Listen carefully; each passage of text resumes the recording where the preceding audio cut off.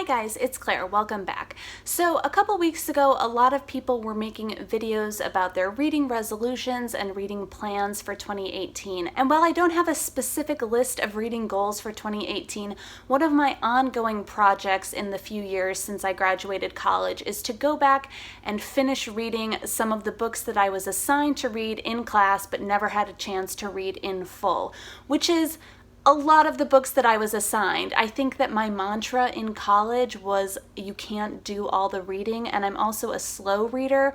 So this list might make it seem like I was a really awful student and never finished any book, but I think it's also easy to forget that reading for class is very different than reading for personal enrichment and pleasure. So I've already kind of started this project and have revisited 3 books that I was assigned in college and read them in full in the past year and a half or so. And those books were My Antonia by Willa Cather, The Age of Innocence by Edith Wharton, and Housekeeping by Marilynne Robinson. But I do have a lot of books left on the list that I want to bring back from the DNF, so to speak. The first book is from a class I took on the romance novel that I took during my senior spring as an elective, and it's quite the booktube darling. It's Rebecca by Daphne du Maurier, and I had never heard of this book before I took this class, and the copy that I had was like a mass market paperback, so it really looked like kind of a trashy Harlequin romance or whatever, so I wasn't super excited to read it, and if I'm being completely honest, I think I read maybe like the first page of it. It was not my priority class that semester, but talking about it in class and seeing the parallels to kind of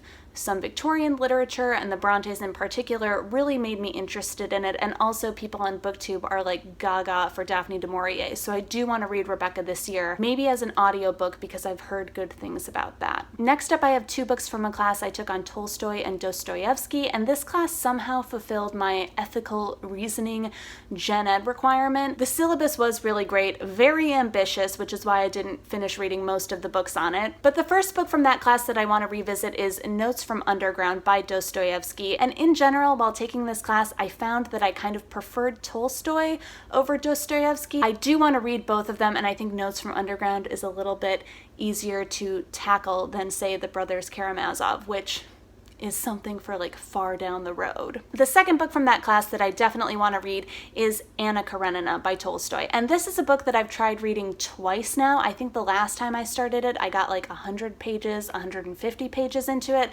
I've written like papers about this book, but I haven't actually read the whole thing, and it is something that I really enjoyed.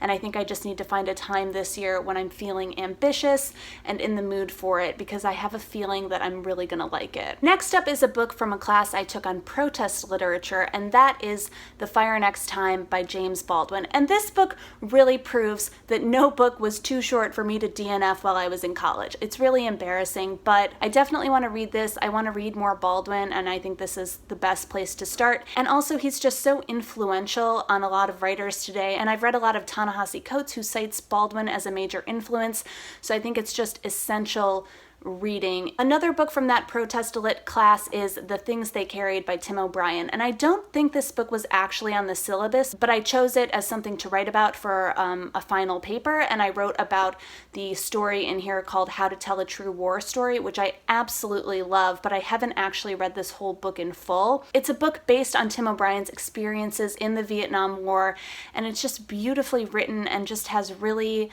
interesting insights and questions about truth in fiction and kind of the emotional truth of fiction, and I'm really looking forward to this and really want to dive back into it sometime soon. The next book I have is A Lover's Discourse, Fragments by Roland Barthes. This is a book that I was assigned to read in a women and gender studies seminar about love, and I actually read most of this book. I think there are only a few sections that I missed, but it's one that I've wanted to revisit. It's kind of a series of different entries exploring the phenomenon of love and what it means to be a lover, so he has different section headers where he's talking about the adorable quality of a lover or things like that. And it just has some really wonderful gems in it, including this wonderful entry from a section called The Intractable. Someone tells me, this kind of love is not viable, but how can you evaluate viability? Why is the viable a good thing? Why is it better to last than to burn?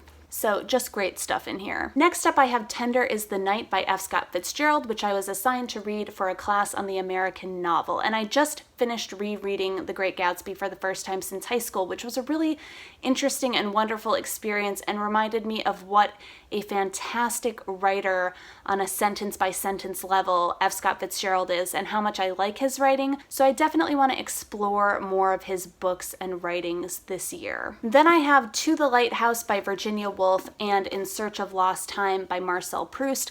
And these were two books that I was assigned for a class on modernism that I took my freshman year, and I was really out of my depth in that class. It was full of like a bunch of second semester seniors who were already like masters in the art of bullshitting their way through discussion section, and I was like lost at sea. But in the moments where I wasn't completely like traumatized by it all, there were sections in these books that I really, really loved, even if I felt like I wasn't able to fully grasp them, and I think that they would be really rewarding to read kind of on your own and at a slower pace.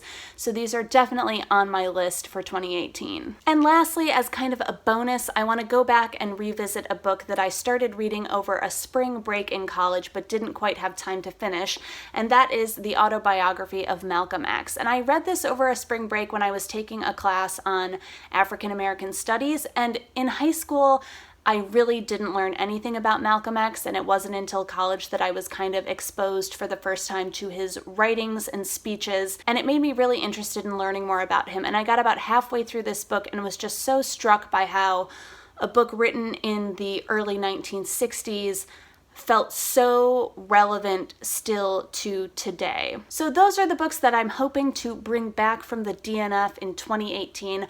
Are there any books that you've DNF'd not because you've hated them, but because you just have kind of gotten caught up in other things? What books would you like to revisit that you never actually finished reading? Let me know in the comments below, and thanks so much for watching, guys. I'll see you next time. Bye!